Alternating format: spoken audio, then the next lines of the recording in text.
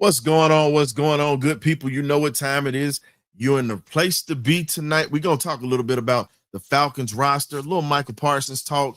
We got some things for you tonight, and we're also going to open this thing up to the fans tonight. So sit back, relax, got you covered. It's the Birdcage, y'all. Let's go. Okay,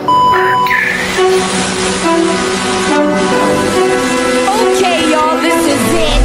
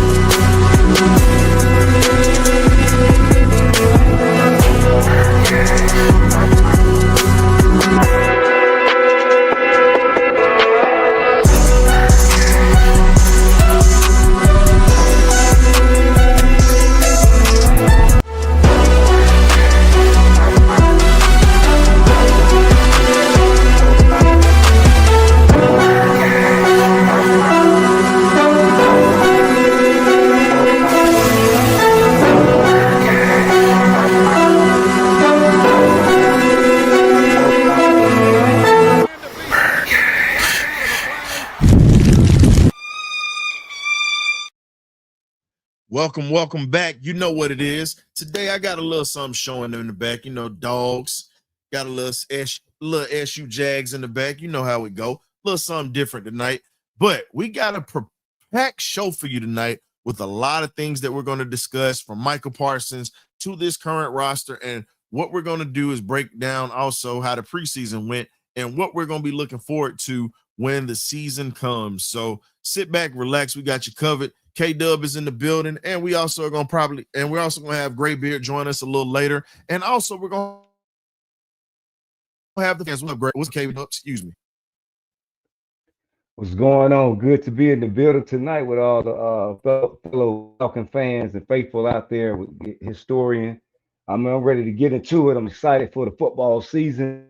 Hey, look, man, I'm ready to dive into it. It's good to have Mooney back out there and everybody else. So let's go. Hey, say that for the show. Say that for the show. That's one of the topics. Listen, you got too much chip on your dip. Let it just manifest. Don't give the people too much. Come on, dog. I know you excited. But I'm glad he's out there.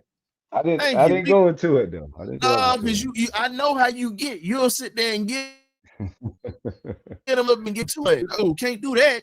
Whoa, Nelly. But let's go ahead and get to the most important thing right off the bat. Michael Parsons right now, before we even tap into the word, this man was let go for peanuts. Think about it, bro. 2 first-round picks, future first-round picks. The Packers have a stacked defense, and there could never even be an agreement between Jerry Jones and Michael Parsons' camp. Jerry wanted to sign him to a contract where he was going to lock him in, where it was going to be hard for him to try to renegotiate a contract, and he'd have been stuck in Dallas. Michael Parsons' agent said, "No, we're not going to do that. You don't sign anything. You're not meeting with him. If he's not going to meet with me, we're not making a move." And that stalemate produced him being traded to Dallas. A player gets traded to Dallas from Green Bay, and then he goes up there and they give up 2 first-round picks, and you literally just added to this loaded defense that you have that is a possible playoff contender that the Falcons could see if we take care of business this season.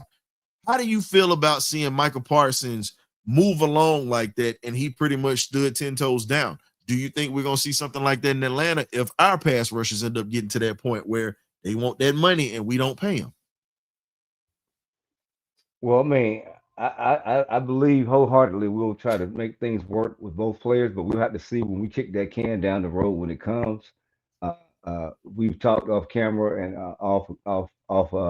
off topic about it, and we've said that possibly they'll keep both pass rushers and we're in agreement on that, possibly moving on from one of the offensive weapons, possibly Bijan or someone else. But that's an option also. So we'll see when that road comes to a fault. But like I just said, I just commend a team that really wants to win. I don't feel like Dallas really wants to win when we do make that move, because the player that you get back, and especially these picks to make wrong picks in both of those picks that you get, and that player just doesn't amount to what a Michael Parsons is. But kudos to the Packers organization. They made the move for him. If you're a Packers fan, I'm too excited. If you're a Cowboys fan, you ready to go cry somewhere. So you want to fire you really probably want to fire it on right now. So I mean, it is what it is. For the league, it's big time for Parsons family. The Parsons family, they just made a big payday because in 4 years you can negotiate another big deal somewhere else or stay in Green Bay. So it's a win-win for the agent, win-win for Parsons and his family and his organization, his whole family, his family tree, and his children and everything. So always for the win for people of color getting their money, or people in general, players just getting their money, but especially guys of color getting their money. So advocate of that. So I'm happy for him. I feel about the situation. Well, here's the thing. Brothers of color gonna always get their money if you wanted to put that out there. But because 85% of that league, the NFL, is African American. So the only issue is we don't see any owners in that position. That's the only thing. And there's plenty of qualified individuals who could run a team. But because it's a private organization, we don't have that when it comes to these teams. But as brothers getting their money in the league, they're going to get their money, because at the end of the day, teams need good players. Teams need great players. And you have teams that are actually in that position to where they can make money. Let's be real. We don't have this Kirk Cousins contract or whatnot. If they didn't sign Kirk, we probably bring this dude in to go along with what we have. I'm just throwing this out here because Atlanta was a place that he was interested in, but $188 million, here's my thing. I would invest $188 million. It's only $8 more million than what Kirk was going to get. I would invest that into a Michael Parsons, bringing him in with these young pups that we got, and a veteran like a Leonard Floyd coming in that's still putting up 7-8 sacks a year to go along with what he does. That would have been a nice rotation. But again, we are seeing that they're going to go with our guys. But unfortunately, at this point, another one of these guys, he's on the short-term injury report. That's Braylon Trice. We're still waiting for Braylon Trice to pop. But the thing is, you can't pop from the tub. You just can't get to the sack club from the ice tub. It's just what it is. Again, durability is starting to become a question mark at this point, because you've had a whole offseason to get right. Now that you've had you've had a nagging injury, you had a decent summer practice, and getting into the fall camp, you've had it decently. But at this point, the durability for the season becomes a concern. And we don't know. We need him to be 100%, but can his injury lag on? That is a big question, because we took him as a second rounder. We expect for this guy to be one of those guys to pop for us, but we will see. How do you feel about this cat pretty much being injured again, and now he's on the injured reserve list? And what opportunities do you see for the younger pass rushers and the D linemen that we have on this team? Well, I mean, I was when I seen the news come out. I mean, and my thought was he's going to be another Troy Anderson. Man, you play yourself right off this team. You can't be injured. Your best ability is your availability, and you're not available. But they were high on him.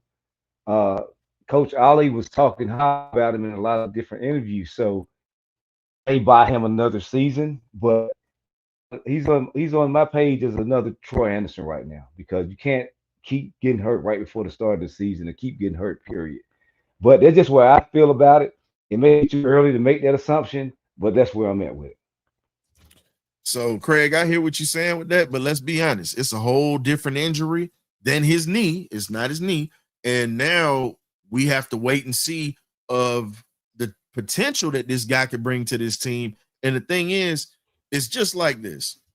potential is pretty much like $1.25. In today's economy, you're not going to be able to get a 20-ounce Pepsi for $1.25. Really, I remember when they were 99 cents, but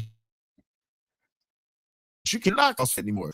Again, potential is like having $1.25 in your pocket and you wishing that you could get a 20-ounce Coke out of the store for that. You're going to spend $1.50, $2.50, $2.25 for those bottles. And some states have bottle taxes. So at this point, with the depth that they've already provided or whatnot, it's just one of those things. It's actually a knee and a bit of a knee and hamstring or whatnot, mainly hamstring, but they're trying to take precaution at this point, and I don't blame them. So, but let's just say this here. I think Trice, if he gets his opportunity, I think he's going to really want to prove himself to the fans and really to the league, because practice is totally different from the games. You have to be able to produce to keep a job, because unfortunately cuts happened this week. So when you look at what's going on, and we're going to talk about another injury and cuts that were affected by that, you got to talk about Caleb Mcgary being out for the season. And then you have Michael Jerrell, who they just brought in to fill in for that spot. And they also brought, they passed over you passed over Lionel Collins, Dan Skipper out of Detroit, who was a starter for a while, and also Wanye Morris. You passed over him in Kansas City. He comes from a winning culture. So we go and bring in developmental players, and we're going to go with Wilkinson or even the rookie Jack Nielsen. Why? And here's the problem I got with it, and I'm going to let you chime in on this. I got a problem with a guy that is not great in passing, pass protection, and is mediocre in run blocking. We saw that in the preseason, and you also saw that in his PFF grade, even when he's played. He's a bit of a inconsistent player. When he's on, he's on. When he's off, he's off. When you got a guy that's literally having piss poor grades when it comes to blocking, it's just one of those things that you got to sit back and question the development of these guys this year.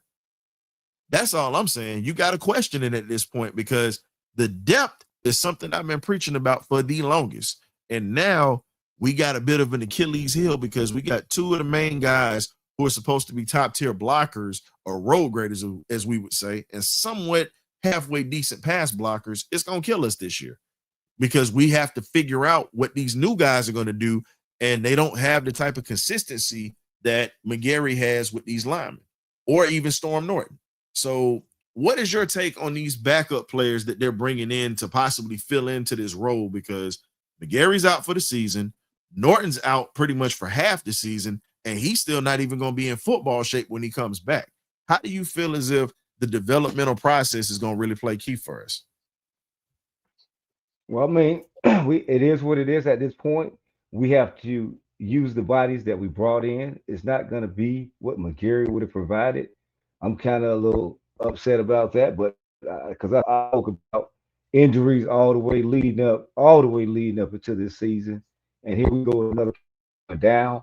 But hey, we've made a trade. We away a 7th round pick to, possibly. It depends on how much this guy plays, and so forth and so on. It's stipulations to that trade. So, hey, look, man, we got to do what we got to do, man. Injuries happen. Next man up mentality. Let's go. And you better check Michael Penix, man, or you won't be here long, you know. So we'll be making another trade. We'll be doing something else to bring another guy in before the trade deadline. So things are going to happen. We're going to have to try to make do, chip on that side, bring tight ends. We're going to have to do pull stops to try to keep this guy blindside protected. That's going to be something that offensive coordinator Zach Robinson is going to have to get new, innovative, and creative with that particular way of blocking. And that offensive line coach, they're going to have to coach his behind off. I mean, things are going to have to happen for this season and not be derailed. Like I said, we're getting people back off the IR. Storm Norton will be back before the season ends. Like I say, so we possibly can get a guy back in there that knows exactly what he's doing. And he may be back sooner than later, because sometimes injuries don't linger on as much as they may perceive. I think they're saying like 6 to 8 weeks with him. He may be back within 6 weeks. So it may not be as bad as we're thinking. And then those guys just got to hold it down for 6 weeks to 7 weeks, and Storm Norton to take back over. So I'm going to be on the optimistic side. I could be on the wrong side of being optimistic, just like I thought Blair would make the team and he didn't.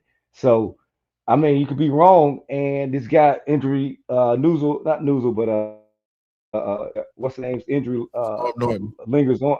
Storm Norton, his injury lingers on even longer. So we'll see what happens, man. I pray that he gets back and let's go. Here's the problem with that. When you talk about Storm Norton or whatnot, you're talking about him being out for, it's not 6 days, it was 8 to 9 weeks, because you got to still account. Okay, I had the weeks wrong. I thought No, I got you. Let me get it off. I'll let you get that off. Let me get this off. What I'm saying is this: 8 to 9 weeks. He's not going to be in football shape. That is critical. And then you put out the fact that these guys got to protect Penix. Penix ain't the only one they got to protect. You got a franchise running back in the backfield that you got to protect too. And again, this is a guy that has to rely on road graders, because even though Penix is here, our offense is a balanced offense. And guess what? We're going to run the football just as much as we pass it. So it ain't just Penix that we got to worry about, because if Bijan goes down, okay, you got Tyler Algier, and then you still have Nathan Carter, who doesn't have the experience. He showed flashes of that, but you still have to protect your running backs too, because if we can't run block, they're going to get messed up as well. So it's not just the quarterback. Like, everybody keeps forgetting about the damn running backs. And that burns me up, because it's like, damn, is that the only guy that's on this offense? Of course, I'm talking about the running backs also, sir. I'm talking about everybody on offense, but of course, listen, bro, it's not just you. I've had this debate with other folks. I'm not talking about just you. Okay. I'm not singling you out. This is other folks. Now, look, I didn't put your name on it, so I didn't single you out. And you know I'm good for putting names on stuff when I talk about it. I didn't put your name on it. I'm speaking to other folks that I've spoken to in Falcon chats on Twitter and other social media platforms. What I'm saying is this: everybody tends to forget that we got another first round pick in the backfield that's going to have to pick up the slack, because of the fact that we really aren't going to have that much time to pass on his blind side like that. Even though his release is quick, if he can't hold a block for 1 to 2 seconds, there's detrimental. So even if it's run blocking or pass blocking, you got 2 number 1 picks that are in that backfield that are going to be the face of this franchise that you have to account for with protection.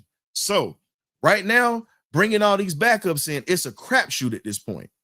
That's really what it is with these offensive linemen. It is a crapshoot right now. If I'm going to take a chance, I would just take a chance with the kid, because the other guys that we have, when you talk about Carter Warren out of Pittsburgh, he's only had 3 starts. And he's played in 10 games. Same with the other cat that we just brought in. Both of our linemen that we brought in have less than 5 starts. Both of our linemen that we just brought in. And they're on the practice squad right now, but they're going to be rotated in the starting rotation. And the reason they're put on the practice squad is because they got to learn the playbook. So, again, you got Wilkinson, who couldn't push a hot fork. He couldn't push a biscuit off a plate with a hot fork. And then you have the rookie, who still is learning the game right now. And Nelson is, to me, I feel like is going to be a great player later on, but right now he's just not ready. So it's a lot that we have to account for at this point. A lot. But I still think Michael Jerrell will be all right. You know, he's coming in from Seattle. I mean, he's a project player, has upside, but again, we keep going off potential. We should have just went on ahead and spent money on Lionel Collins or Dan Skipper, or even brought Wanye Morris back to Atlanta. Either one of those 3 would have fit this offense, because their offenses that they run in are very similar to what we run now. And only difference is pretty much the verbiage. But when it comes to blocking schemes, comes to pass protections, it's pretty much similar. So that's why I'm saying it. No disrespect to the Jets organization, but I'm nervous about taking the lineman from the Jets, period, because of what we've seen go on for the past couple of years. But getting back to it, next topic that we got: does the offensive line injuries change productivity. Now, you mentioned Zach Robinson changing a few things. Do you feel what type of things are we going to have to change to get this right, in your opinion, sir? Well, like I said, man, I mean, I spoke about it a little bit, using the tight ends more, using Tyler Algier. Somebody put it in the chat down there. I'm not sure what person put it in the chat, but using Tyler Algier more as more of a fullback type. You're having both of those guys out there. So, I mean, you got to get innovative, creative, use guys to chip, and just bring extra guys. Use use heavy personnel sets. I mean, you got to do it all, man. You got to pull out every trick there is in the book, and not tricks I ain't even thinking about. So like I said, that's why you get paid the big bucks to do this. You know what I'm saying? So now he wants to go get a head coaching job. I think this is something that could help you. You can put on your resume. I was able to articulate an offensive line right at the beginning of the start of the season. I lost my right tackle, and I had to piece together my offensive line to make it happen. So. Ball is in his court as an offensive coordinator. I just want him to pick it up and dribble and do what he's supposed to do with it. So, I mean, we'll see what happens. I can see that. I can see that happening, but I would say for in this situation, because John Harris and myself, we talked about it. You got to go back to bringing old school I formation football back. Like you were saying, bringing Tyler in the backfield, but you also got Charlie Warner that you could bring back there and offset that and give Bijan a little bit more protection. Or if you're going to give Penix a little bit more protection, if you're going to have him do a straight drop back. But as you said before, you must move the pocket around. You must not let him just roll to the left. Roll the pocket to the right. Roll the pocket straight ahead on the defense or whatnot. If you're going to have him stand straight in the pocket and give him a passing lane, you got to put him in positions that he could possibly roll out, throw across, not across his body, but also throw quick hitters. Like instead of us trying to throw the deep bomb all the time, we pretty much are going to have to take shots, but we're going to have to run a lot of slant routes, a lot of out routes, quick digs. I mean, comeback routes, we got to make it to where our athletes can make plays for him and take some of the pressure off of Penix where he's not just sitting back and like a sitting duck at that point. You got to shorten up some of that route tree. So that's where I'm at with it. But I think he's a bright offensive coordinator as that we're hoping for him to be. That this season, as you said, will be a tell sign for him because maybe by year 3, everything is rolling. Year 2, things start clicking, but year 3 will be the year that it rolls. But I don't think he's going to leave Atlanta until probably after year 3. Maybe I might be wrong on that. If he does, we have more people that are capable of calling the offense once he steps out because they have 2 other folks in the building that they're grooming. So, yeah, I'm with you on that, Will. Yeah, we do need a fullback, and that's why we were saying certain sets, we got to just have them. But the other thing that we have right now, we were speaking about that. Here's what leads into it.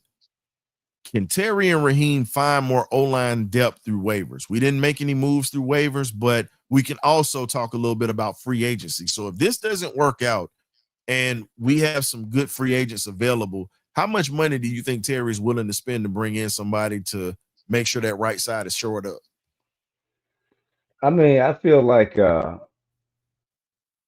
we need to make moves. If those guys are playing up to snuff, then we don't need to make moves. But if those guys are not cutting the mustard, starting week 1, starting against a division rival, I mean, then you start to continue to find ways that side of football. Then you go into the waiver market. Then you go into what's in the trash bin market because these guys are sitting on the couch and these guys are at UPS right now. So I think the best of the best are already starting somewhere. So we're going to see what happens. I don't think he want to cash up too much money because he always like to have a little nest egg of money. That's my way of thinking how Terry thinks. So we'll see what happens as the season moves forward. But I do believe he's going to see what these guys are at. Somebody said in the chat he's going to play musical chairs with these guys he brought in. And he may just do that until Storm Noah gets back. I'm not sure if he's doing some kind of working out. He may not be in football shape, but he may be in some type of shape to where they still trust Storm Norton to come back in over these guys. So we'll see what happens.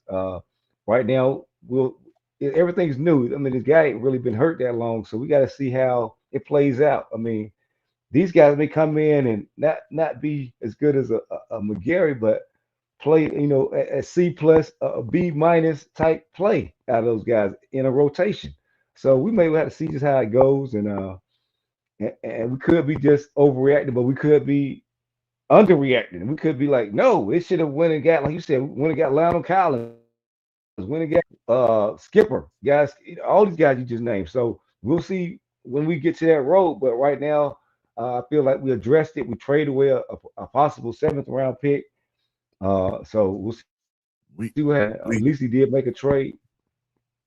we traded But peanuts for a small stick of bubble gum that's in the old lady purse that's ripped in half. That's really what we traded for.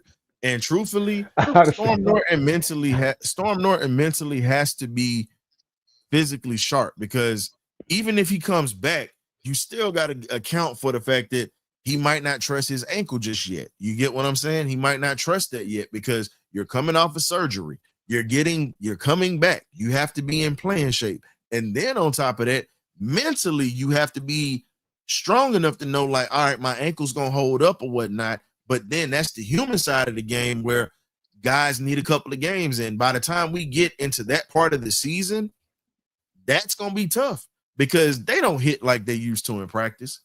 Everybody that has come on here that are former players, or guys like Jamal Fudge, who was more of the recent cat that played, and even Jacoby Jones, who played at Southern University, who we had on here. That's an agent now. Shout out to those two. Good luck on your season, Mr. Fudge and Jacoby. Keep making big things happen with these football players that you're pulling in. But they even said it themselves. You don't get as much contact as you used to. That's the difference of the game. And with the way that the player balls are in the league, you're not going to have that much contact. So he's not going to be able to build that confidence as he would in a live situation where the bullets are flying. And when you look at what he's doing right now, it's okay. We got to get you in shape. We have to get you over that hump or whatnot, and mentally get you in the place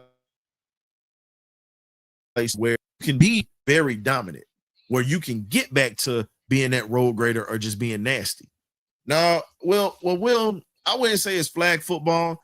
It's really a situation where you have to understand, owners are paying billions of dollars each year for player salaries. What they're doing is protecting their investment. It's not about the game being soft, because, again, I'm not saying it is or isn't, because a lot of guys are still making collisions. A lot of rule changes happen because owners are trying to save money. It's all about money now. It's entertainment. They're not looking at it as a game anymore, unfortunately. What's going on, One Gun? Shout out to our boy Running Back Turbo in the building. Turbo. But getting back to what we were saying about Raheem or whatnot and Terry, the other thing that happens with this season is, if it's not a winning season, as Myles Garrett put it when he came through here, job security becomes the main thing that everybody's looking at. And when you see the job security, you don't see general managers stay around for multiple years with multiple losing seasons. You just don't. Doesn't happen like that. Terry has got a good owner, but with the moves that we've made and how they put things in perspective, he has to produce this year. If he doesn't, he can be in hot water. So my thing is, I want Terry to stay here. I said this on Bumper to Bumper the other day. If it's anything, if you get rid of anybody, if you get rid of Raheem, my thing is this: I'll drive the brother to the airport myself. I want him to succeed, but I'll drive him to the airport myself if it means we get to keep Terry Fontenot, because this draft, where he had his hands on it, it showed me that he understood what he was doing. He started to do that last year when he finally had free reign. You don't let Terry go like that. He's done a lot, balancing the books and getting things straight. I just pray and hope that we can keep both of them. But if we got to get rid of one of them, hey, Raheem out the door. I'm trying to keep Terry Raheem out the door. I'll go to Arthur Blank personally and literally, hey man, we might have to square up and throw hands because I don't want Terry leaving. That man is giving us a lot and is giving our head coach plenty of weapons. So let's see how this season turns out. How do you feel about other folks in the department? Do you think the scouting department will be affected, or do you think any of the assistants? Who do you think will be in trouble outside of Terry and Raheem? Well, if we don't make playoffs, Yeah, I think they're gonna clean house. Everybody about this camp. That's just me. dang. Yeah, everybody gotta go. You sound like Will when you said that. You just taking everybody cornbread right now. Just You gonna eat your stop. I apologize, Pink. I know you can chat. But guess what? Everybody got to go if we don't make it. hey, Because guess what? The stench is in the air. We should have did it after the Super Bowl. Everybody got to go. hey, But guess what? We didn't start winning again to or feeling good about ourselves to now at 25. And when was that Super Bowl? We should have got rid of everybody in. man. Clean the whole camp out. I'm just gonna start calling you Gold Bell, just like on freaking Life, man. Like he said, he just taking everybody cornbread. That's what you just did. Hey, I'm taking everything got to go. I'm taking all the cornbread. Just go eat your cornbread. Cornbread. Oh, you go, bro. You'd have been perfect for that right there. That serious look. Just yeah. Hey man, we gotta make light of a situation, man. We ain't gonna sit here and bore y'all to death. We're here to entertain and have fun with you guys. But I don't know. Like I said, I'll fight tooth and nail to keep Terry here because the stuff that Terry has done has been amazing, and I got to give it to him for him to turn not just the books around, but for him to be aggressive in the last two drafts that we had. That tells me that man wants to win, and he really wants to be here in Atlanta. But I mean, he showed me he want to be here, but yeah. Okay, let's move on. Yeah, we gonna start talking. Look, I don't want the man to get fired, but we ain't gonna keep going on that. But here's the other thing. I don't really want to speak that into this. Let's go. Oh no, it's a reality because when you hear Myles Garrett say it, boy, that made me nervous when he said that when he came on the show. That made me real nervous, and I said, but that's in the back of our all Falcon fans' minds. You know that if they don't get it done, that we'll see them going. We know that. I'm with you on that, Diamond Honey. Terry got to stay. All I'm saying is I feel you, Diamond Honey, but I just feel like they're gonna kick. But they gonna see gets to stepping. That's what they gonna tell them. Man, if that happened, bro, this is all I'm gonna say. Just I'm gonna hit it like Florida Evans, boy, just like she said it. But other than that, man, let's get to it. Can you trust this 53-man roster that we have to get the Falcons back on its winning ways? I'm gonna drop the link in the chat, but I'm definitely gonna let you jump on this first, and then I'm gonna jump on it. But we're gonna let folks in here to talk a little bit about it today. What you got? I feel like this 53-man roster, I feel like I like it better than I did the team last year, playing with a lot of older veterans coming in. We got a lot more younger, a lot more speed. So we got a combination of veterans and youth.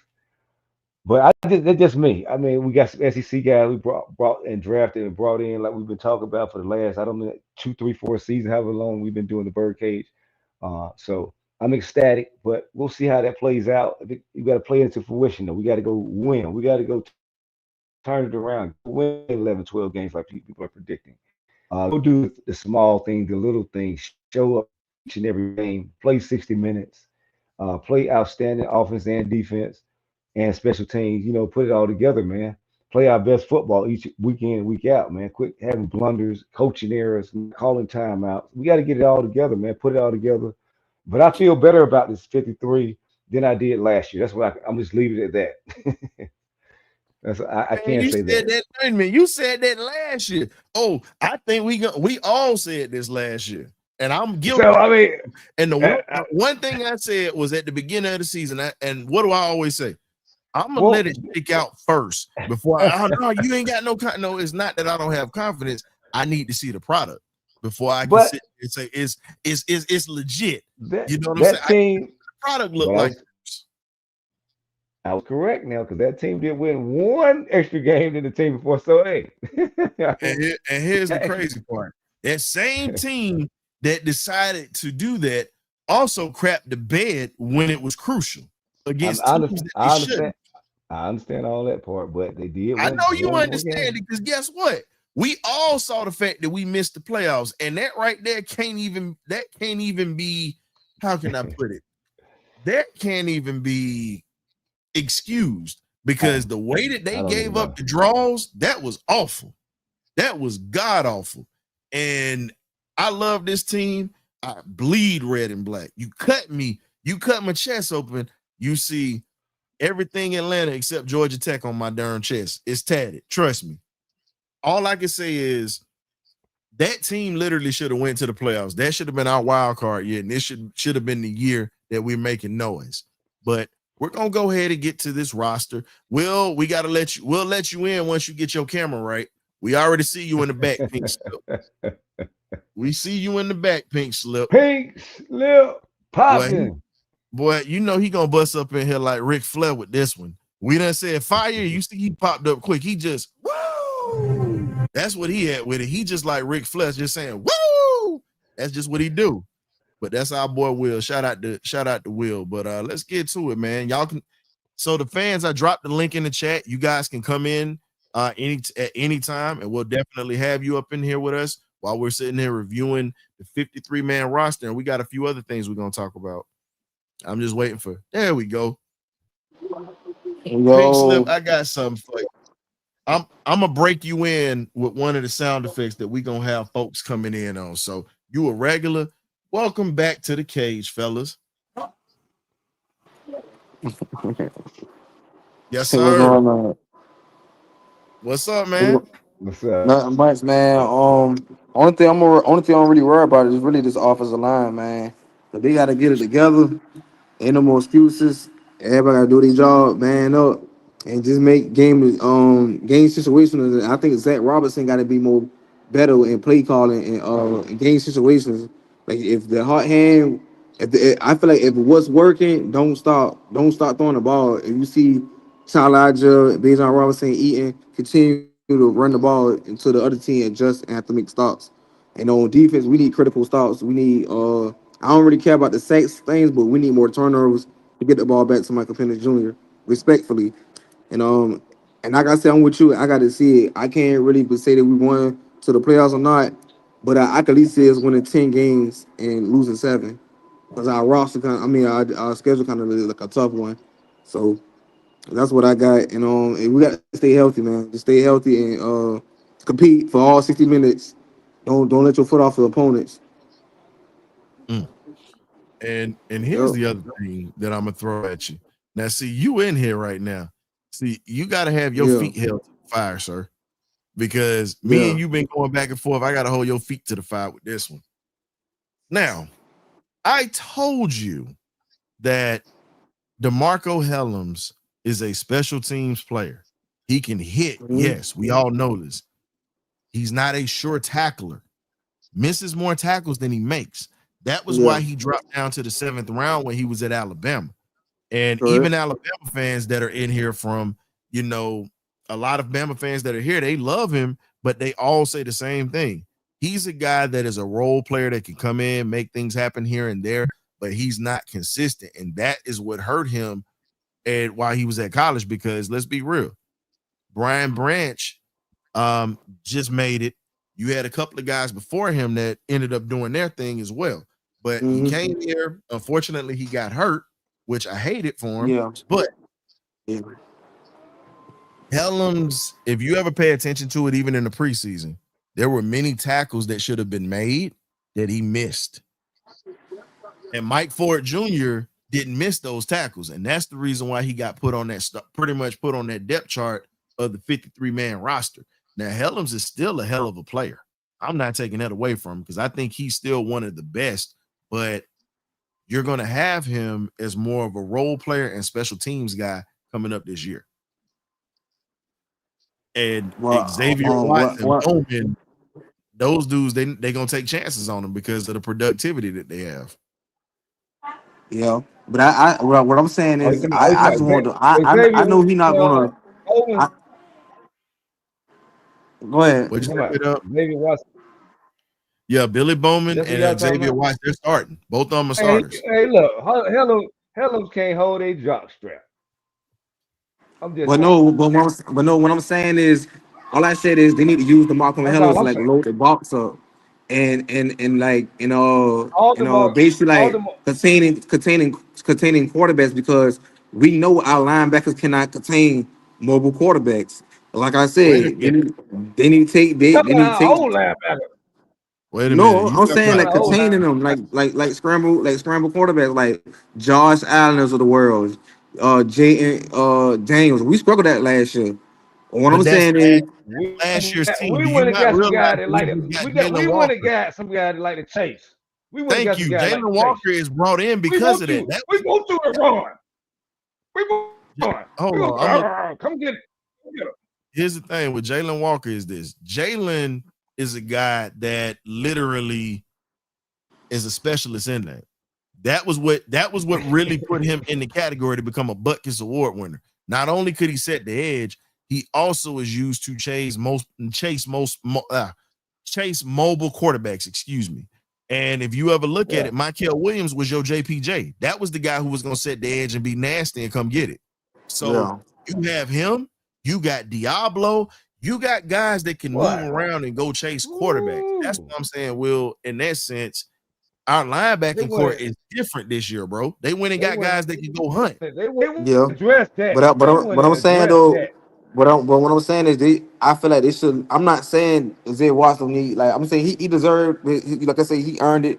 He said he's the starter. But I'm saying, like, on certain situations, I feel like they could use like DeMarco Helms, like on 3rd and long situations and stuff like that. DeMarco Helms is a head hunter, man. All he I know what I'm saying. I'm saying like, but he could. That's what he gonna do. Hit somebody. But I'm saying he could stop halfback screens. And year before he got hurt, when I look at his highlights, the dude could tackle. He didn't miss a lot of tackles when we played against the Indianapolis Colts and Carolina Panthers. That's one. Those are 2 games you just note that you just put out there. I need you to talk about what he did recently. Well, like I said, I feel like DeMarco Helms deserves some snaps. I don't think he gonna snap. I don't think he gonna sit on the bench the whole year now. That's not gonna happen, because sometimes, if you know what I'm saying, if a safety need a breathing and on certain plays or something like that, I feel like it should at least rotate Helms and Xavier Watts on certain looks. You gotta give defense certain looks now. Now, what I would say, Xavier Watts got to be ready to be playing Tampa, because they will use Mike Evans in the slot and all that. But I'm comfortable with the players we got. That's okay. Here's the thing, man. That's okay, Will. Once you see the man play, once you just see he a baby bank kid, you be like, man, sit his ass on that bench. Very cerebral player. Yeah, that's what I'm saying. I'm saying very cerebral player, very smart player. That's what Watts is. A very smart player. I don't hear that coming out of camp from DeMarco Helms. All I hear, he's a hitter. He's a hitter. I don't hear smart. But y'all, he did got better in coverage though. I feel like he got better in coverage, even though he's not starting. I don't think he's going to be on the bench the whole year. I'm saying he's going to get certain looks, bro. Like you ain't heard Jeff Over said. I'm not saying he's not gonna get on the field. I'm not saying that. I'm not arguing with that. I don't think he won't be on special teams though. I want, if I'm the Falcons, I won't use him on special team. I should use him on nickel packages and stuff like that. He's what we call a crash out. He is a hit man. He's going to be a special teams player. Guess what? You don't make the 53-man roster if you're not going to play special teams, bro. It doesn't work like that. You don't just sit on the bench and guard the Gatorade cooler. It don't work like that, man. Come on. If you praying and hoping, he got to earn his paycheck, bro. And guess what? If he ain't playing on special teams, guess what? He ain't making the 53-man roster. I can tell you that now. I feel on that. But no, but I mean, Nando, I hear you with the packages. I hear it, but here's the thing: DeMarco will get certain snaps. We're not saying he's not gonna play, but here's the thing, though: he's not getting that many snaps like you think he is, unless Bowman gets hurt, and you got to account for Fuller. That's another guy that you got to account for. Fuller is still on the roster. He didn't get cut. He did got cut. He got the roster because No, he Brian did Trace get went cut. on He went to injured practice. reserve. But I don't think Fuller gonna No, get he more went to snaps over reserve. Helens now. Now Helens, I feel like Helens did put on his on, even though he's not the starter, but I feel like he deserved it. I feel like he on the deserved at least down get some snaps he Here's on the before a thing. fit Fuller. right now, he's on the 53-man roster. He's gonna get snaps, but he Yep. ain't better than the guys in front of him. That's all He I'm better. telling you. Let's be real on that, dog. Fuller started for your defensive coordinator in New York. Fuller started for Raheem Morris at one point. Again, you got a guy that knows how both of them operate, and he knows that defense, and he has more than 10 starts on his resume, and was a starter, and was productive. Welcome to the cage, Ron. Welcome.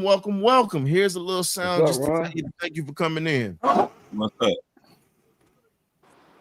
Hey, man, we doing things a little bit different around here, man. So welcome. What's up, Ron? What you got? I don't trust Raheem. Though you just said Fuller played with Raheem with the Rams, right? He also played with the Jets too. Right. So why he not Under your starting? DC. Why he not starting? Injured reserve. That's why they put him there. He knows the system, and he also has played for both of them. So again, Fuller is not a bad player. He started. Here's the thing: Right. you don't have more than 10 starts on your resume if you're horrible. Not in the Right. NFL. I with you on that, but I'd rather for him to start for me than somebody that don't got that many snaps to start for me. Yeah. Let me Well, say that what he one more did, time Yeah. in the back. I'd rather for a starter a starter safety that got the snaps already, that been in the NFL for a good little minute, than a rookie that just got here. That's just me. But Well, them rookies. Ron, Here's the thing: Ron, those rookies have also outplayed these Ron. veterans here already. They've outplayed them. Yeah. True. But I also just want to throw out there that these are two of the coaches that were on the 2016 coaching staff that seen 5 rookies start and go to the damn Right. Super Bowl. So Right. they don't care now about some. They just don't. They've seen it for them. They've had proof in the pudding. It might didn't Right. work out long term, but those guys Super Bowl and we had 5 of them starting as rookies. So Right. if it can happen with 5, a couple of here or there, maybe 4, because you got JPP and Jalen Walker out there. So it may be 4, but they've seen that. They both Right. on this. Old Brick was a linebacker coach, and Raheem was a coach. So they've been on the staff together and seen that. So You was cutting out. You was let's cutting go. out on that. You was cutting out on that because at that time we went to the Super Bowl. Raheem was the wide receiver coach. Marquardt Manuel was our DB Yeah. coach. Right. Yeah, I said I he was a agree on receiver that. coach though. I said receiver. No, it was cutting out when you said it, bro. That was why I was I'm saying sorry, it. Yeah, but yeah, your mic I was got cutting you. out. I apologize, everybody. Yeah, receiver coach and Old Brick was the linebacker coach. Yeah, sure. No, I was just making sure I heard you, but it was cutting out. I heard what you were saying, but it didn't come out clear. I was just making sure I covered that for you because I didn't want the folks to think like, damn, is he saying he was now?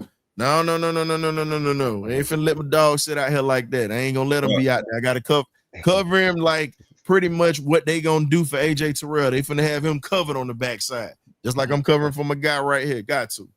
But getting to this roster, we got Will. Will stepped out for a sec. So let's talk about it. We already know the quarterback situation. We already know the running back situation. Let's talk about the receivers. There was a Darnell Mooney spotting today in practice. Michael Penix Jr. talked about it, and he really said that things are going well, and he was glad to have him back. So at this point, how promising do you guys feel about Darnell Mooney coming back? And do you think you still want to sit him by week 1 and let that shoulder completely heal? Because we're going to be on a 17-game grind, and we need all hands on deck, and we don't need to really lose anybody. Do you let him sit for the first game and let, Ray, Casey Washington, Kadero, and Agnew and Sills get that burn while he's healing up? Or do you take the chance and gamble and put him out there? Me personally, put him out there. Me too. I gamble and put him out there. Hey, look, he is the straw that stirs the drink for that offense. Right. So he's I play when you mention gumbo, he's the last season of the gumbo. Yeah, man. In my opinion. That's just where I'm at with it. Oh, I don't disagree with y'all. I just wanted to hear what y'all were gonna say. Me, I'll say this. I'm not disagreeing with you on that. The only thing I would say, I would at least let him sit the first 2 games just for precaution. Just for precaution first. I want him to sit for the first 2 games. Outside of letting him sit, letting him heal up, get 100%. Because when he get out there, I don't want his shoulder nagging him or his collarbone nagging him or whatnot. You get what I'm saying? I want him to be 100% to where he could be the Mooney that we saw doing flips into the end zone against Philly. I let him sit for those first 2. Let Ray come in. Let Casey Washington, Sills, and those guys do their thing, because Bijan is going to take a lot of pressure off of them.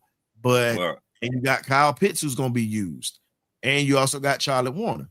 So I'm just like this here, man. I look at this season as it's a 17-game season, really 18 weeks. I need longevity. I don't want him out here and he gets hurt, and then we got to sit back and play musical chairs. We're already doing that with the O-line. So I'll let him sit for the first 2 games at least. I feel you on that. Nando's in agrees with you, but me and Ron say, let's get it, man. Right. Hey, look, that guy right there, even if he's a decoy, even if the ball really ain't coming to Mooney, he needs to be out there for the looks.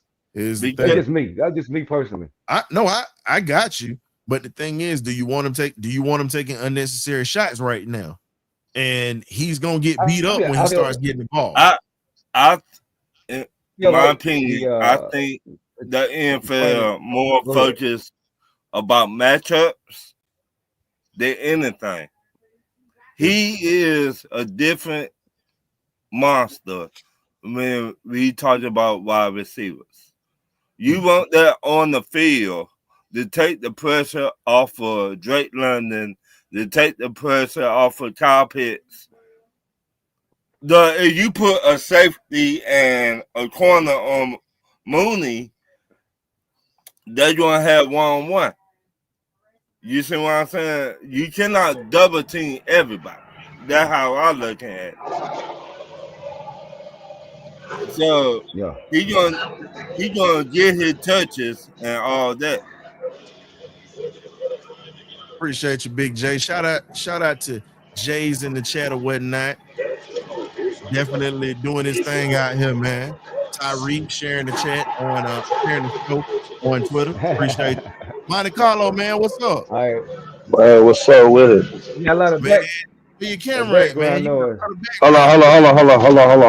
on. I'm turning the game off, man. Hold on, let me push the.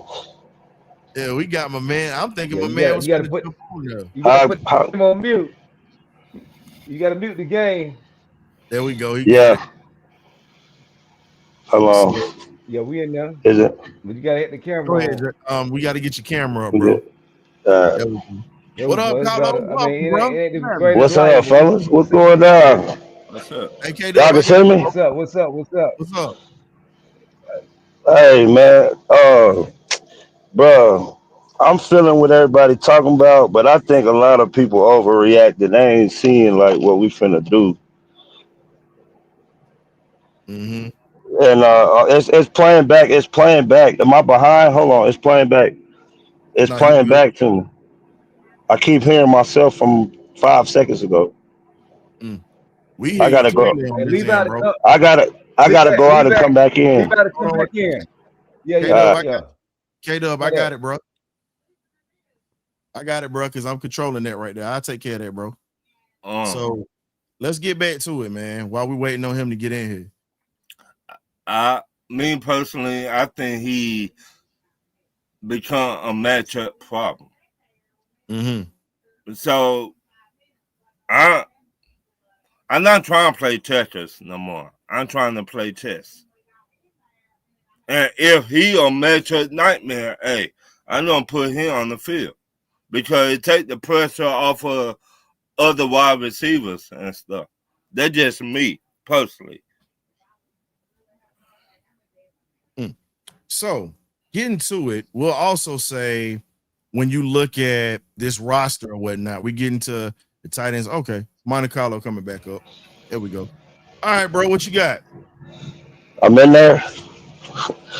What's up, man? I feel like I said, everybody overreacted because all of that stuff we talking about was last year. It's still doing it.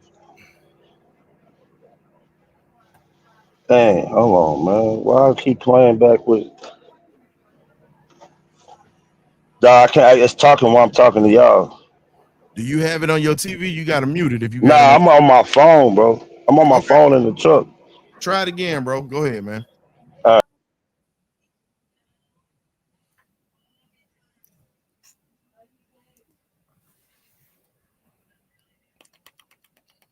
All right, so while we're waiting on him, we'll go ahead and do this here. So at the receiver spots, you got London, Mooney, McLeod, Hodge, Washington, Seals, and Agnew. Definitely a solid lethal core, and we already know what the backups are pretty much capable of because we've seen it in a lot of the backups that are there, from Chris Blair to Nick Nash. They're going to be on that. You got Dylan Drummond. Those receivers are definitely willing and able to step up when we need them to, if anything was to happen. Hopefully nothing happens, but Great Beard, what's good, man? Welcome, my boy. Great Beard in the building. Man, I'm so damn tired. I know. I can see it. I can see it in your face. I was a one man. Glad you showed up, Man, man. I was a one man crew today, man. 3 people called out. Oh man. I said that. I said it to his story, man. I said, what a day. 14 hours, man. 14 hours. But man, I've been listening to y'all, man. Chop it up, man. Good stuff. Hey, appreciate everybody coming into the show. Man, I just want to be brief real quick about Trey. It's sad, but at the same time, I understand what the Falcons are trying to do. They're trying to be cautious to make sure he's healthy enough and he confident enough in those injuries that he got to come back and contribute to the team. With the offensive line, next man up, man. I mean, I think we missed out on a couple of better quality offensive linemen. We don't know what we had or done behind closed doors. We're terrified of trying to wheel and deal because we had to just get what we can, at least have some type of depth to go forward, especially hopefully if Thornton comes back to semi help to help the offensive line get some continuity because we still haven't seen the first team offense. We don't know what we got. We just seen what we seen on practice and on highlight. So it's I'm still fairly confident in the team. I'm still fairly that we're gonna make some noise. And shout out to Terry, man, because he possibly don't gave up 4 starters with Billy Badass Bowman, the X-Man, and Xavier, possibly Walker, depending on the injury, and James Pierce Jr. Kind of that we act about coming up in the draft with a handicap that we was. Can we get at least 3 to 4 starters on this defense to contribute right out the gate? And we might possibly have that. So, man, we got to get Terry some props on that. And lastly, if we don't make the playoff, some people will be introduced to the door. Walking paper will be issued because Arthur Smith like this, man. I don't give y'all. I mean, Arthur Blank is like that. I gave y'all everything y'all wanted. Now y'all got to show me. Y'all got to show me what y'all don't produce between coaching and personnel. So to me, I still think we got an opportunity to make it to the playoff, but we have to make it to the playoff for them to keep their job. Yep. So we got Monte Carlo back in. You got. I'm gonna pass these tight end. I'm gonna pass the tight ends and O line, and then we're gonna let Monte Carlo cook for a sec.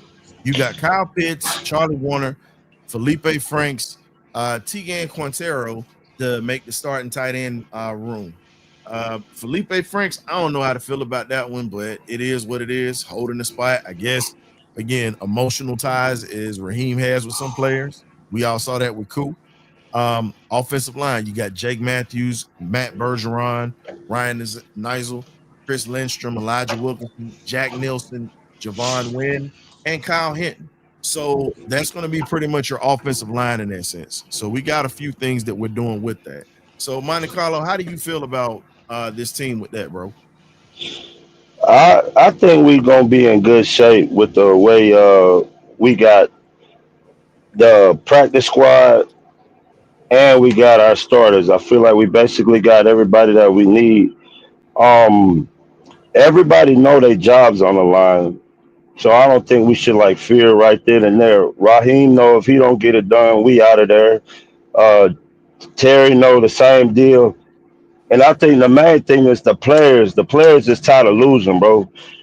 After I was at the last game in Carolina, man, and watching how everything played out and how our future was in the balance, depending on everybody else. We was 6-3, and then we lost like that 5 game skid, as everybody know. But we almost swept the whole NFC East. We should have swept our whole division. You see what I'm saying? Uh, it was just bad front office play, worrying about the contract with Kurt, probably trying to let him work it out. But now that's why I think these young bulls, they know the opportunity they missed last year, so they gonna really step up. So with Billy Bowman and Xavier Watts being on top like that, that's gonna make the vets play even harder now. Like how Williams say he like Helms. All them boys like Helms and Alfred and all them, they gonna see how like damn, we let these young boys come in here and take our slot. Soon as Yeah. they get that burn in there, they gonna go off. You see what I'm saying? Mm-hmm. Jesse and Ellis is gonna solidify everybody else. I feel like Jalen Walker is our young general. Pierce is our off the chain crash out that's gonna give them the energy. Once that 3rd down and 7 and we get that sack, Bijan and Penix and them gonna be game time, bro. It's a cohesion thing, man. And if anybody ever played team sports or anything like that, you gotta understand it's energy. Once you see your dog get off like that, man, you going off and breaking necks out there. So I feel like Atlanta on the brink, man, and all of this nervous energy that anybody got, man, they need to put that to rest, bro, and get behind the squad, for because just like Penix got put on the bench and sat on ice and got played to the end of the season. He coming out the gate, man. He knew he should have been rookie of the year. He know what's up. So a lot of them guys got a lot of things that they trying to put on paper and show everybody like, hey man, we ain't no fluke, and it ain't even finna go down like that. So I just want everybody to understand, bro. We Atlanta go do some big things, not just because we want them to do it. Blank got to be able to sell them tickets to them folks all the way out there in Stone Mountain, Conyers, Sandy Springs, Alpharetta. Them folks that drive Atlanta. an hour, yeah, Atlanta, you know what I'm saying? That come all the way down Savannah. They drive hours to come from Tennessee to see the games. Yeah. Yep. Mm-hmm. You see what I'm I'm saying? telling them I'm So gonna go. You Yeah. cooking right now, they dog. You yeah, they cooking. they Bring they me know in. what the business is gonna be like. And then downtown is growing up and stuff like that. We really want to put the city back in charge of where it was at, man. And because everybody come to the city for fun. Everybody Yeah. come to the city for fun. People move there for jobs, transplant. We Black Hollywood in the South, man. And Yeah. we just like a major hub, I-20, 75, uh, all of them highways that run through there, man. That's where the money in the Mecca is at. So it's a bigger thing than just the football. The Braves done did their thing. The Bulldogs done did their thing. It's time for Atlanta and the Hawks to get up with that shit, man. And I feel like it's going in the right direction. Raheem know his ass is grass. Raheem Yeah. know his ass is grass, boy. He know playing into them folks' hand like that, it's gonna cost him. His wife, them wives at the house, like, all right now, all right, don't Well, you don't cooking. have us You moving up cooking. out of here, bro. Yeah, So they like him in Atlanta. yeah, you see what I'm saying? So it's gonna work out, man. And I know everybody got all their analytics and they see whatever, but these are men. These are men Yeah. who don't want to lose, bro. Who tired of sitting here and going home in the off season like, damn, we were this close. So, you know what I'm I saying? agree too. Hey, this ain't no Saints shirt I got on. This ain't Aints because it got Julio on the front of there. It's got Julio standing in front of the S and it say Aints, that picture. So I got that shirt made up for me, man. But listen, that's all I got, bro. You know, I love listening to y'all and chopping it up. Y'all get to do the numbers and a lot more stuff than I do because I'm always on the road. But for my Yes, team, sir. but for my team, bro, for them dirty birds, shit, I got Penix, he riding with me. Number There we 9 go, riding with baby. me, bro. You know what I'm saying? Number 9 riding with me, boy. I'm telling you, I'll be That in choo Dallas all the time, choo. bro. So I'm out Let's here go, letting baby. boys know what it is, man. I got my Yeah. little 82 Woo, Monte Carlo woo. jersey coming in the mail. I got it custom made. So you know, Okay. we getting ready for the season, bro. And I'm just Let's excited to go. see what's Let's gonna go. happen. But Hopefully I see you in the bands, man. Monster Carlo, bro, man. Hopefully I see you in hey the man, bands. William. You stay like 36 miles away from my family farm. You in Savannah? Yeah, yeah, I'm in Savannah. I'm born and I'm raised. right there by Hardyville, man. My Okay, folks all okay. Man, I know where you at. my my folks Mhm. right on 95, dog. Hardyville, Richmond, Jasper County. Them all my people. My mom and them, my daddy, my granddaddy from Atlanta. So a lot of my family all in that southeast region, Florida, Georgia, and South Carolina, man. That's So I'll what's be back up. and forth. But right Yeah, now, Know what's I'm up, getting man. money in Texas right now. My kids down here, and I got yeah. a Walmart contract with my truck, so I'm pulling Walmart freight out of East Texas. Oh That's yeah, what's man. Hey, happening. good prayers, man. I'm praying for Get you on that. that Yeah, road. Be Yeah, safe man. too, Yes, man. sir. Yeah, y'all Get will just show see us that. me some in New love, man. Orleans for sure, though. That Oh New yeah, oh Orleans yeah. shit. We got to link up. We gonna have to link Yeah, up. New Orleans. I'm coming down there. I feel bad that that parade happened, and then our boys Yeah, kind of let it go because we really were supposed to clobber them boys. Cool and Kirk kind of killed us with that, but yeah, that's why I say Penix and them boys is coming with the heat, man. We yeah. got to get behind the squad. I don't want to hear, that's why Tampa Bay game is so important because if we lose, it's gonna crush the fans, bro. They're gonna be like same old Atlanta, Listen, same old, same old. hey, And plus it's a you know division that. game. So they got to come with it. Anybody that's in the city, man, y'all got to go out. Whether You it's got to come with it, bro. tailgating, anybody in Tampa out there, y'all be in their face, man. Because they gotta know where they at, bro. Y'all come to us to play. So Hey, Monte Yeah. Carlo, here's the other thing that you threw out there. Now, you were just saying outside of the tailgate and everything. I Think about agree this, bro. tonight. Think about this. It wasn't just cool and it wasn't just cool and Cousins. The defense just said, you know what? They took a day off 2 weeks in a right. row with that Seattle game and with that New Orleans game Yeah, because Yeah, we gave up the draws 2 times that year we did. in games that we should have won. We win those 2 games. We're not in a dogfight with Washington to get in the playoffs at that point. So right. Had Kamara caught that pass, we was out of there because he was wide open. exactly. That was a whole problem in itself. So when you Yeah. sit back and you think about that, bro, there was a lot of problems. We started off hot and had too many issues with teams that we should have beaten opposed to lose to. Let's be honest. Right. We Right. We the we momentum that we took from Philly that night when we beat them in their house, even though they screwed up, but we took advantage of that. I'll take right. I'll take a win anytime you want to screw it up and give it to us. I take it. Easy dub. And But see that's go and ahead. that's me, hook or crook. Guess what? I don't care how you get the win. I just need you to get the win, and let's add them up so we can get this division and also set ourselves up for a playoff run. That's what I Oh want to. yeah, definitely. We need that. But you know what? I'm gonna piggyback on that about the defense that you said with Jeff Albrecht coming back and being there with the Super Bowl, and then with his son pulling that stunt, he know he gotta perform. Cause if the defense is slacking, bro, him and Ali, don't turn them boys out, and ain't nobody know it yet. They done turn them boys out. When Caden get the blitz in, and man, bro, that defense gonna be a monster, man. We Once just we got to get stay healthy. cohesion, We just got to stay healthy. But and you were speaking on defense. I got to put up the last few players that we're gonna talk about on this defense. You got your D line, David Onyemata. We expect things from him this year. Brandon Dorless. Lakel London, Ruka Roro, Zach Harrison, who I expect big things from this year. That's my breakout player for the year. Your edge rushers, Arnold Ebiketie, Leonard Floyd, That's what I Jalen got. Walker, JPJ, Right now, Braylon Trice, D'Angelo Malone, and then we're going to get to your linebackers. You got Caden Ellis, who you just mentioned, who's going to be controlling everything. Divine Diablo, JD Bertrand, who will be a rotating guy. Josh Woods, I expect to see him get some burn this year because of what he did in the preseason so far, being solid. And then you got the corners. AJ Terrell, Mike Hughes, Billy Bowman Jr., who's going to be playing a little bit of nickel, but he's more of a strong safety, but they're going to have him playing nickel.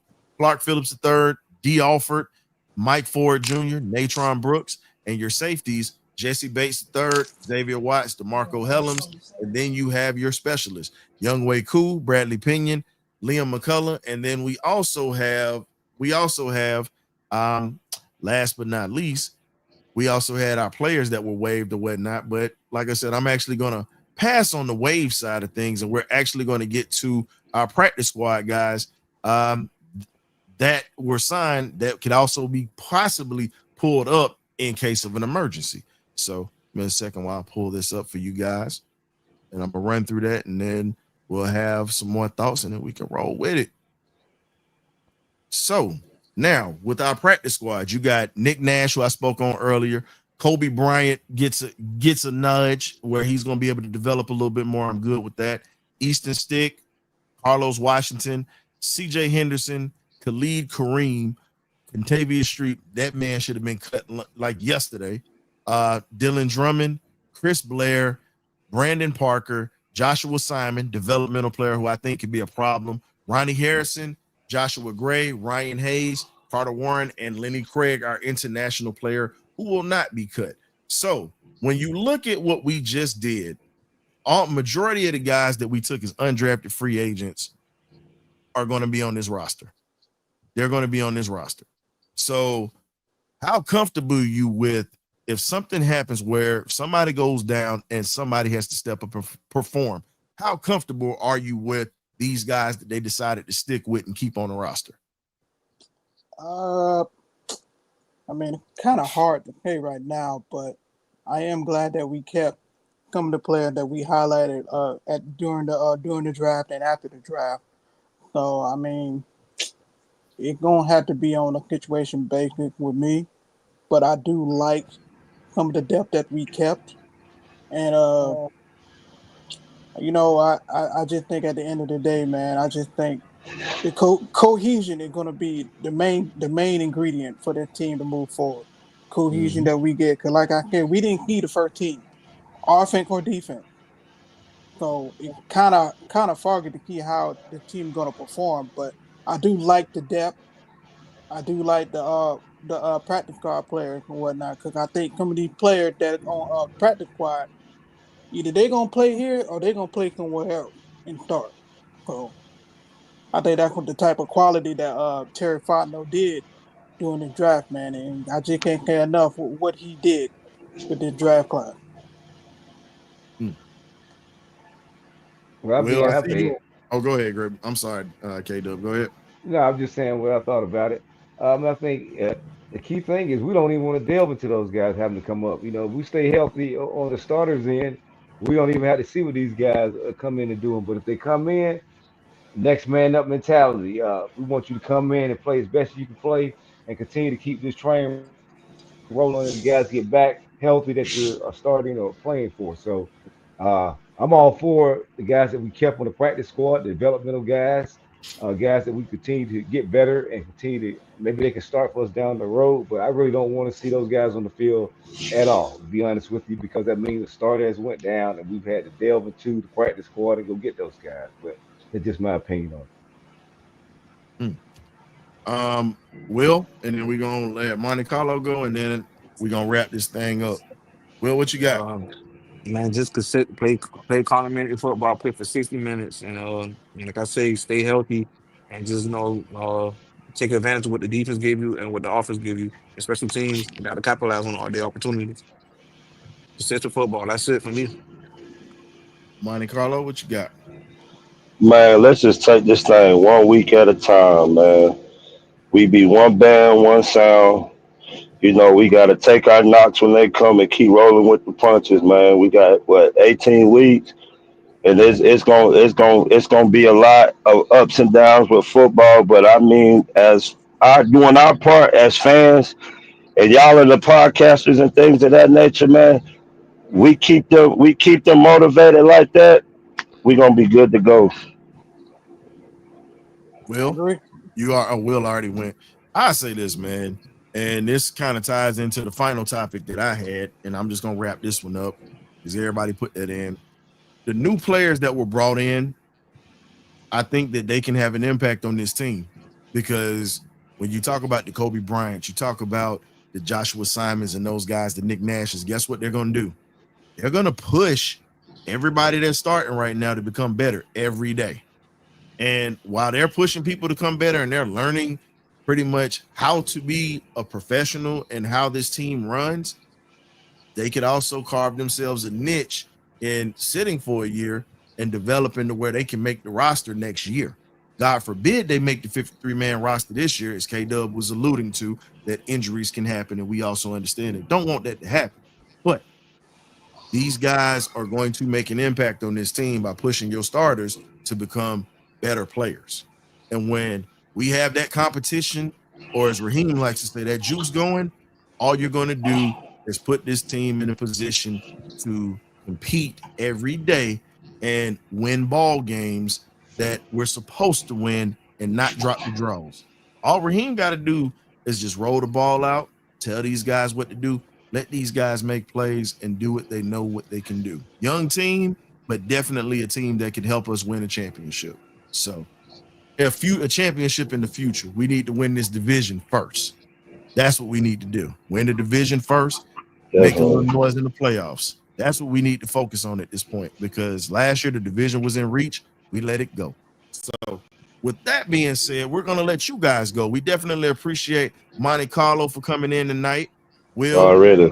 appreciate y'all for coming in tonight. Great bid. Definitely understand you're a hardworking man getting it in. You slid in at the end. And also, we got to give a shout out to Mr. Michael Vick. His first game is going on right now at Norfolk State. Shout out to the Okay. Atlanta Falcon legend. Appreciate it. Big. And definitely appreciate the fans for coming through tonight because without y'all, we don't have this platform. And we definitely thank y'all for tapping in with us. And again, we'll have more shows coming up. We'll have more slots to where we're trying to bring you guys in. Next week, we're going to really tap into Tampa Bay. And it's going to be a show on Wednesday because I have prior engagement for Thursday, but we're going to shift the show just next week. It's not going to be permanent.